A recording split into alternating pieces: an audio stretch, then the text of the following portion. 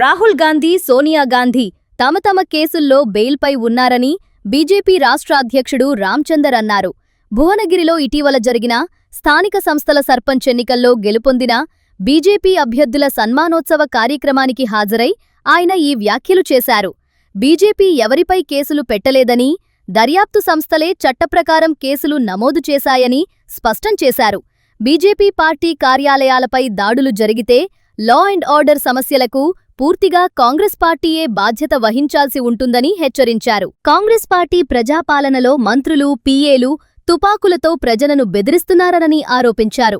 రాష్ట్రంలో BRS party పని అయిపోయిందని, వారి అవినీతిపై వారి సొంత కుటుంబ సభ్యులే ఆరోపణలు చేస్తున్నారని రాంచందర్ వ్యాఖ్యానించారు.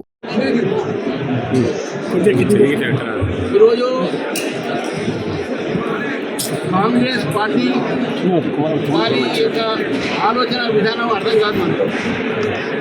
ఒక కోర్టులో ఏదో నేషనల్ హెరాల్డ్ అవినీతి కేసులో సోనియా గాంధీ గారు, రాహుల్ గాంధీ గారు యాంటిసిపేటెడ్ బెయిల్లో ఉన్నారు.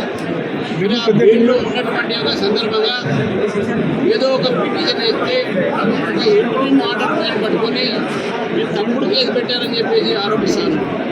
మీరు గుర్తుపెట్టుకోవాలి, కాంగ్రెస్ చెప్తా ఉన్నాను, మీరు రాహుల్ గాంధీ గారు, సోనియా గాంధీ గారు ఉన్న కేసులు ఉన్నాయి. వారు ఈరోజు వారి బెయిల్లో ఉన్నారు. బెయిల్తో పాటు వారి మీద ఇంకా కేసు ఉన్నది, వారి మీద అభియోగం ఉన్నది. వాళ్ళని డిశ్చార్జ్ చేయలే, కోర్టు ఎత్తులు చేయలే. మరి ఏం సంతోషంతో మీరు చేస్తున్నారో అర్థం కావట్లేదు.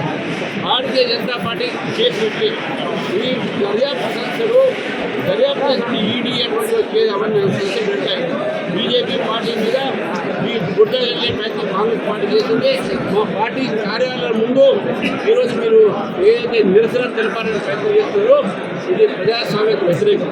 మీరు ఏదైనా చేసుకుంటే మీ కార్యాలయం చేసుకుంటే, మా కార్యాలయంలో మీరు నిరసన చేస్తే, కార్యక్రమం చేస్తే, ఏదైనా లా అండ్ ఆర్డర్ ప్రాబ్లం వస్తే, వస్తే అది కేవలం కాంగ్రెస్ పార్టీ మాత్రమే దానికి బాధ్యత ఉందని చెప్పేసి కూడా ఈరోజు తెలియజేస్తున్నాం.